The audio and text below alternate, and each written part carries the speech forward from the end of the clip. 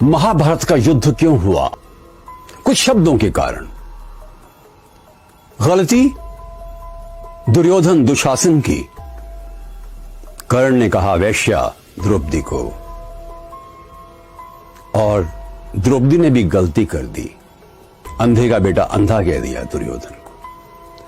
परंतु उसका बड़ा अपमान हुआ भरी सभा में, उसको निर्वस्त्र करने की चेष्टा की गई।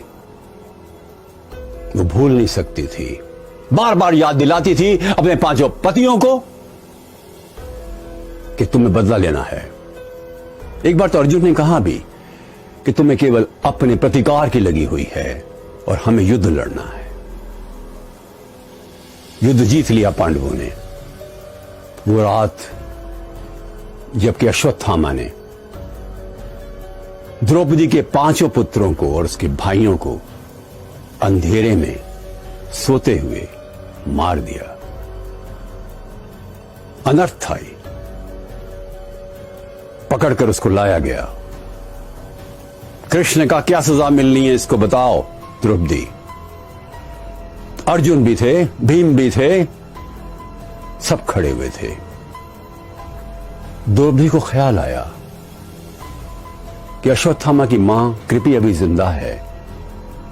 जिस तरह से मुझे अपनी संतान के खोने का दुख हो रहा है, अश्वत्थामा की यदि मृत्यु हो जाए तो कृपी को दुख होगा। और ये तो गुरुपुत्र है।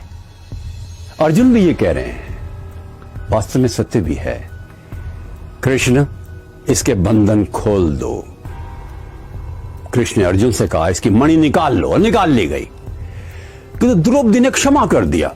जिस द्रौपदी पर यह इल्जाम लगता है कि वो अपने प्रतिकार के लिए, युद्ध के लिए उत्तरदायी है, वो द्रौपदी इतनी विशाल हृदय की बनी, ये तो हमें सोचना ही पड़ेगा उसके व्यक्तित्व के बारे में। वो कितनी महान थी। रावण के दरबार में जब अंगद पहुंचते हैं और कहते हैं कि सीता माता को लौटा दो रावण राज, मेरे स्वामी तुम्हें क्षमा कर देंगे, हंसते हुए कहता है रावण, अट्टहास करते हुए, वो तुम्हारा स्वामी बार बार संधि के प्रस्ताव भेजता है। वो कायर है, लड़ना ही नहीं चाहता। पता है अंगद ने क्या कहा? रावण राज, क्षमतावान ही क्षमा कर सकता है, मेरे स्वामी क्षमतावान है। गौतम बुद्ध जा रहे थे एक नगर से। उन्होंने कई इस प्रकार की विचारों की विकृतियों के विरुद्ध अपनी आवाज उठाई, जिससे कई लोग रुष्ट थे। एक व्यक्ति आया, उसने बुद्ध के चेहरे पर थूक दिया। बुद्ध ने अंगोछे से साफ कर लिया। प्रिय शिष्यानंद ने कहा, भंते मुझे आज्ञा दीजिए, इसको दंडित करो। उसने कहा नहीं, ये कुछ कहना चाहता था, इसने कह दिया। उसने कहा कि ये क्या कहा उसने? उसने कहा उसे कहने का तरीका है, मुझसे रुष्ट है। बुद्ध ने उसको क्षमा कर दिया। दूसरे दिन वो व्यक्ति वापस आता है, कहता है, हे बुद्ध, कल मैंने आपके चेहरे पर थूका और आपने क्रोध भी नहीं किया, क्यों? बुद्ध ने कहा, क्या क्रोध भी मैं तुम्हारे कहने पर करूंगा? उसने पैर पकड़ लिए। बुद्ध ने कहा, बहुत देर हो गई। 15 साल पहले तुम आते तो मेरे चेहरे पर थूकते, मुझे क्रोध आता। तुम मेरे पैर पकड़ दे, मुझे अच्छा लगता। अब तो ना मुझे कल दुख हुआ ना आज सुख हो रहा है। पता है आपको, सरदार पटेल के चेहरे पर एक व्यक्ति ने थूक दिया था दंगों के दौरान। भारत का उप प्रधानमंत्री, गृह मंत्री, और सरदार पटेल ने अंगूठे से वो साफ कर लिया और बोले, चलो किसी ने तो गुस्सा थूका। प्रिय मित्रों, क्षमा करना बड़ा कठिन होता है। पर किन्हीं भी दो लोगों में, दो मित्र, पति पत्नी, भाई बहन, बॉस सबॉर्डिनेट, कोई भी लोग हो, any relationship of two, one has to be greater, nobler, stronger, taller. एक को तो अच्छा बनना ही पड़ेगा ना। जिसने सहना सीख लिया, उसने रहना सीख लिया, और केवल बड़े दिल के लोग ही क्षमा कर सकते हैं। Forgiveness is very important. और इस प्रकार से हमें इस forgiveness को एक रूप देना चाहिए, हमारी आत्मा की आवाज बनाना चाहिए। अमेरिका में जब मैं पढ़ा रहा था तो मैंने एक पुस्तक ली, फॉरगिव एंड फॉरगेट।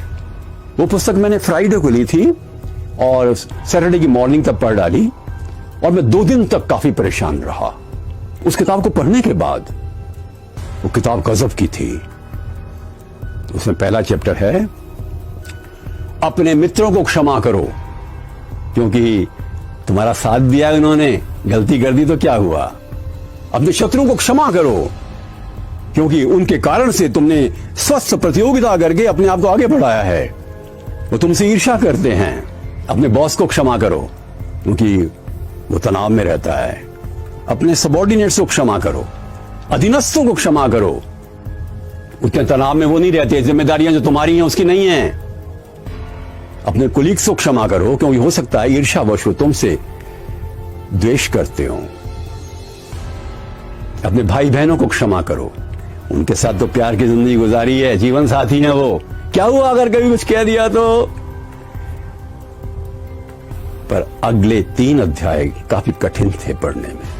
अपने माता पिता को क्षमा करो, जिन्होंने प्यार दिया है, कई बार कटु भी हो सकते हैं।